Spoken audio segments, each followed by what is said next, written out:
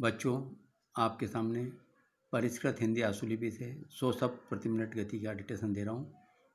पहले आउटलाइन देखें, शॉर्ट में कैसे लिखेंगे। चुनाव, चुनाव में आपको च और वो लगाइए।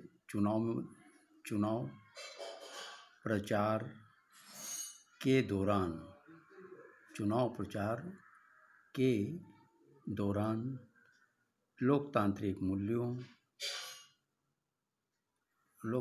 मूल्यों और मर्यादा, चुनाव के खुले उल्लंघन, डाउन ऑर्डर लगा दें, खुले उल्लंघन को देखते हुए निर्वाचन आयोग ग से काटें के लिए यह आवश्यक का सब चुनें। आवश्यक हो गया था कि वह शक्ति का परिचय दें। मुसलमानों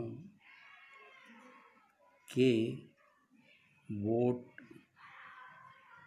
बटने न देने की खुली अपील करने वाली मायावती, यहाँ यह लगा दें, मायावती और उन्हें जवाब देने की कोशिश में अली और बजरंग को ब से काट दें, बजरंगबली की बात कहने वाले योगी आदित्यनाथ, यह लगा के, यह आदित्यनाथ के चुनाव प्रचार पर क्रमशः 2 और 3 दिन की पाबंदी का निर्वाचन आयोग का फैसला उन अन्य नेताओं के लिए सबक बनना चाहिए जो बेलगाम, बल करके गाम कर दें, जो बेलगाम हुए जा रहे हैं। इसकी अनदेखी नहीं की जा सकती कि जहां माया, योगी और मेनका गांधी, मेनका लिखने के बाद ग से काट दें, गांधी जैसे नेता केवल आदर्श आचार संहिता के साथ ही सामान्य शिष्टाचार और लोक लाज को, ताक को डबल कर दें, पर निकल जाएगा, और र को डबल कर दें, रखकर, ताक पर रखकर राजनीतिक विरोधियों के खिलाफ ऐसी अभद्र, भ को डबल कर दे, अभद्र हो जाएगा, अभद्र बातें करते पाए गए जिनका उल्लेख भी नहीं किया जा सकता। रामपुर से सपा बसपा गठबंधन, दोनों आधा करें, गठ और बंधन के प्रत्याशी, प्र को आधा करें और यासी कर दें, प्रत्याशी आजम खान ने भाजपा प्रत्याशी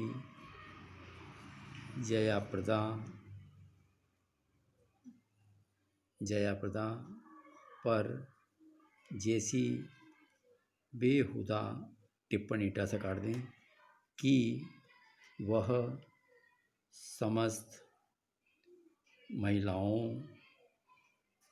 का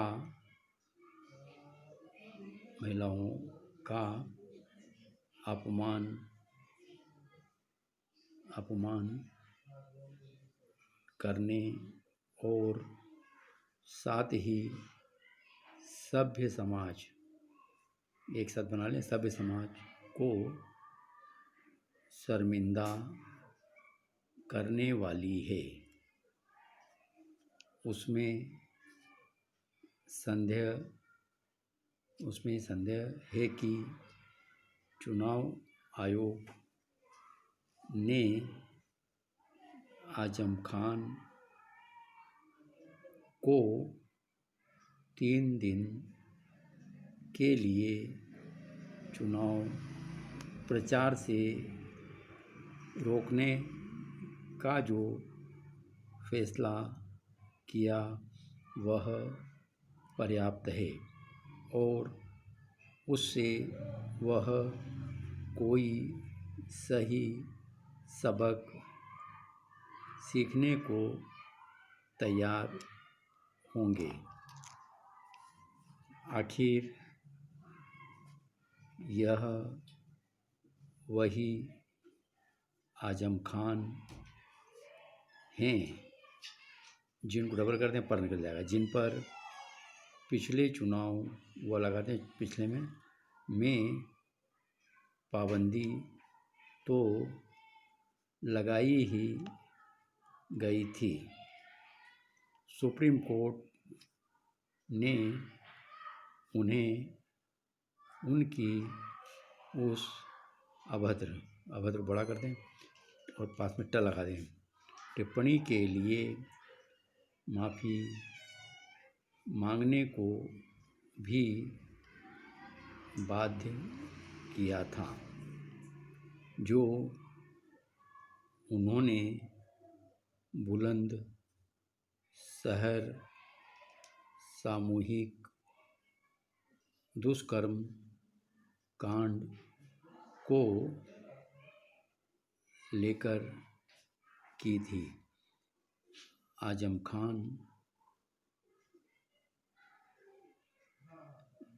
खान बेहुदा टिप्पणियों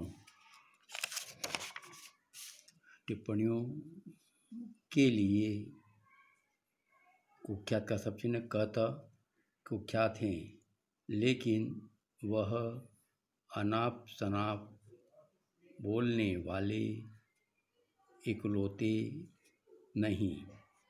उनके जैसे नेताओं की कतार लंबी ही होती जा रही है और इसका कारण यह है कि पार्टियों का शीर्ष नेतृत्व उन पर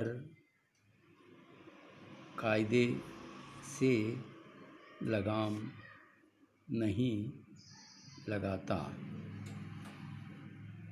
उल्टे कई बार वह अपने बेलगाम नेताओं को बचाव करने की ही कोशिश करता है।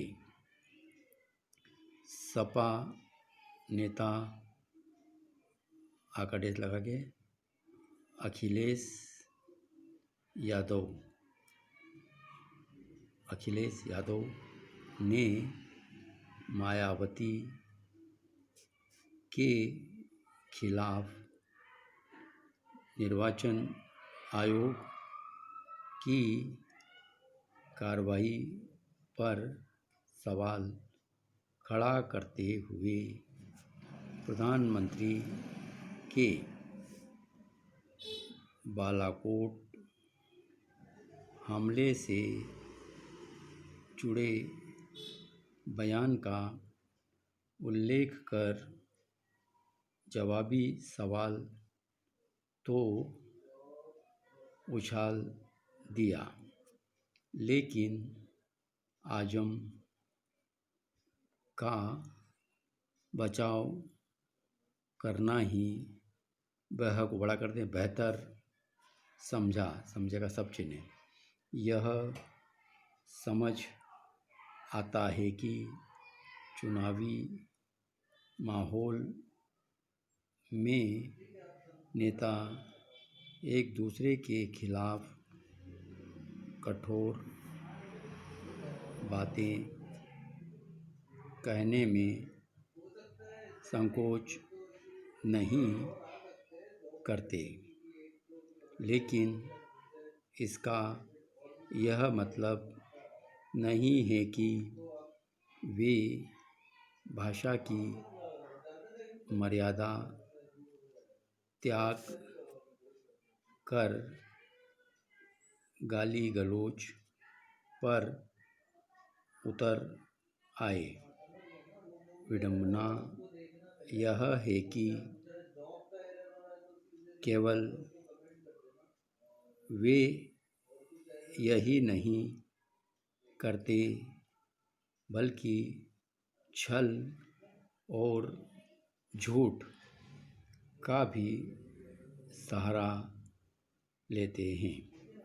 कांग्रेस अध्यक्ष राहुल गांधी राफेल सौदे के बहाने यही कर रहे हैं। उन्होंने सुप्रीम कोर्ट का हवाला देकर प्रधानमंत्री के खिलाफ ऐसी बातें कह डाली जो कभी कही ही न गई। भले ही सुप्रीम कोर्ट ने राहुल गांधी को अवमानना नोटिस जारी किया हो, लेकिन हैरानी नहीं कि उनके वकील उनके झूठ का बचाव करते हुए दिखे, क्योंकि राजनीतिक विमर्श का स्तर हद को आधा कराया सर्कल से और ज़्यादा खराब होता जा रहा है। इसीलिए बेहतर वह को डबल कर दें होगा कि निर्वाचन आयोग और अधिक अधिकारों से लैस हो, ताकि चुनाव प्रचार के नाम पर न तो दुष्प्रचार हो सके और न ही लोकतांत्रिक मर्यादा का हनन।